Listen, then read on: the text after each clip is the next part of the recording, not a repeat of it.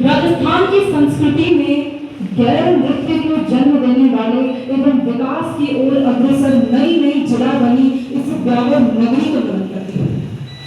ऐसी महाविद्यालय की वैदिक गुणान प्रतिष्ठा व इसमें बसी आपकी शिक्षा की अपनी निष्ठा को नमन करती है।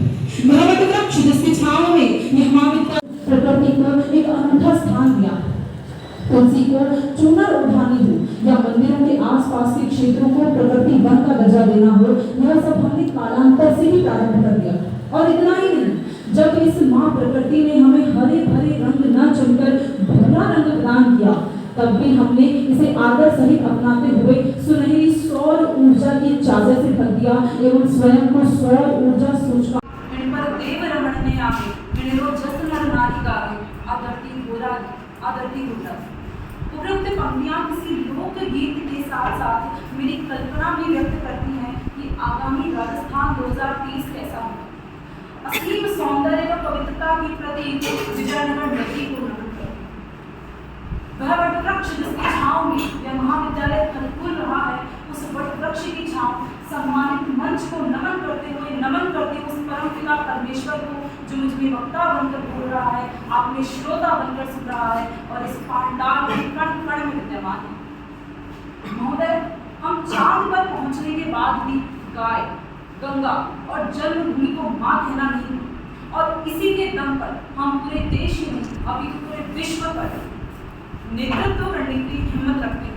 ऐसी उमंग विचारधारा रखने वाला युवा यदि जड़ से जुड़कर कार्य करेगा तो निश्चित रूप से हम राजस्थान को सर्वश्रेष्ठ राज्य बनाने की हिम्मत रखते हैं। दोस्तों, ये सर्वविदित कि कुदरत के साथ सामंजस्य बनाए बिना, प्रकृति के साथ तारतम्यता बनाए बिना जिंदा रहने की कोई तरकीब कार्य नहीं करती। और यह बात राजस्थान वासियों ने रियो डी जेनेरियो और स्टॉकहोम के समिट से पहले ही जान ली थी।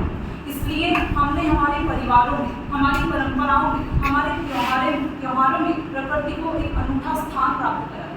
तुलसी को हम चूनर ओढ़ाते हैं, मंदिरों के बाहर जो वन होते हैं उसे हम प्रकृति वन का दर्जा देते हैं। ये सब हमने कालांतर से करना आरंभ कर दिया था। इतना ही नहीं, जब प्रकृति ने हमें हरे भरे रंगों से हटकर बुरा रंग प्रदान किया, तब भी हमने इसका आदर करते हुए इसे सुनहरी सौर ऊर्जा से भर दिया। और केवल भरा ही नहीं, बल्कि सौर ऊर्जा सूचकांक में हम प्रथम स्थान पर आए। दोस्तों, कहा जाता है कि एक रास्ता कितना भी दुर्गम क्यों ना हो, लेकिन उस पर अच्छा जूता पहनकर चला जा सकता है। लेकिन रास्ता कितना भी सुगम क्यों ना हो, एक जूते में छोटा सा कंकड़ हमें उस रास्ते पर चलने नहीं देगा। इसलिए दोस्तों, आज हमें जरूरत है हमारे युवाओं को एक दिशा देने, दिशा जो हर क्षेत्र में, दिशा जो उमंग की लहर पैदा करे, दिशा जो युवाओं की विस्तृत विचारधारा एवं कर्मठता के समानांतर है। इस दिशा को आइए दोस्तों हम एक कृषि के रूपक भी समझ सकते हैं। दोस्तों, एक बीज की वृद्धि से लेकर उसके फले फूले पेड़ बनने में सफलता की प्रक्रिया निहित है। एक बीज को जिस प्रकार जल, उर्वरक एवं खाद की आवश्यकता होती है, यदि उसी प्रकार आज के युवाओं को उत्तम शिक्षा, रोजगार और स्वास्थ्य दिया जाए तो निश्चित रूप से राजस्थान की तथाकथित बंजर भूमि उपजाऊ भूमि में तब्दील हो जाएगी। आज राजस्थान हेल्थ इंश्योरेंस के मामले में, मेडिकल कॉलेजेस में, नए महाविद्यालय खोलने में, पर्यटन क्षेत्रों में, मनरेगा में सर्वाधिक रोजगार देने में, गिग वर्कर एक्ट लागू करने जैसे ढेरों क्षेत्रों में बाकी राज्यों को पछाड़ चुका है। चाहे नीति आयोग जैसे बड़े संस्थानों की रिपोर्ट में नंबर 2 पर आना हो या इंदिरा रसोई के द्वारा किसी गरीब का पेट भरना हो, हमने साबित कर दिखाया कि यदि जोश हो तो नामुमकिन कुछ भी नहीं।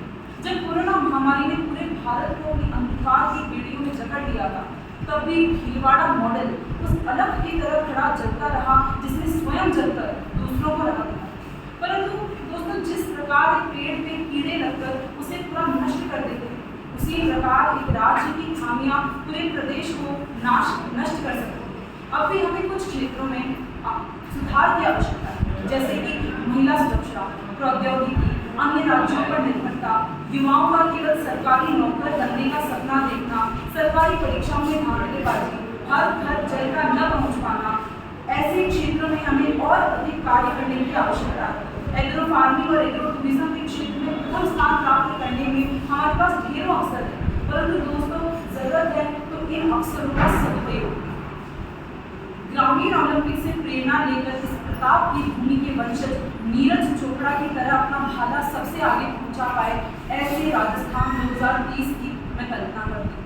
आगामी वर्षों में यह भाषण मैं सिर्फ हिंदी व अंग्रेजी से हटकर अपनी मातृभाषा मेवाड़ी में दे पाऊँ, ऐसे राजस्थान 2030 की मैं कल्पना करती हूँ। युवा केवल सरकारी नौकर बनने का सपना न देखकर किसी अग्रणी की भांति अपने स्टार्टअप पर ध्यान दे, ऐसा राजस्थान 2030 की मैं कल्पना करती हूँ। राजस्थान ऐसा हो जहां हर स्त्री को रानी पद्मिनी का दर्जा देकर किसी व्यक्ति का दुस्साहस न हो कि वह उसके साथ कुछ गलत कर सके। खेतों में कार्य करने वाला अनपढ़ किसान डिजिटल प्रौद्योगिकी का उपयोग कर अपने जीवन को सुगम बना पाए, ऐसे राजस्थान 2030 की मैं कल्पना करती हूँ। प्रशासनिक अधिकारी भ्रष्टाचार को खत्म करके गुड गवर्नेंस में ध्यान दे, ऐसे राजस्थान 2030 की मैं कल्पना करती हूँ। समय की सभ्यता को देखते हुए अंत में कुछ पंक्तियों से अपने भाषण को, अपने शब्दों को विराम देती हूँ कि गिर को कररे कंठड़ा हिरण कशु की खाए, आँख चले और खून भके थोड़ा सो आग हो जाए। दोस्तों, राजस्थान को नंबर 1 बनाने के लिए हम सबको राजस्थान मिशन 2030 में सहभागिता दिखानी है। हम राज्य की धरोहर व संस्कृति के साथ यदि प्रौद्योगिकी और नवाचार से उसे भर दें तो आने वाले समय में राजस्थान को और मजबूत बना देगी। धन्यवाद। जय हिंद।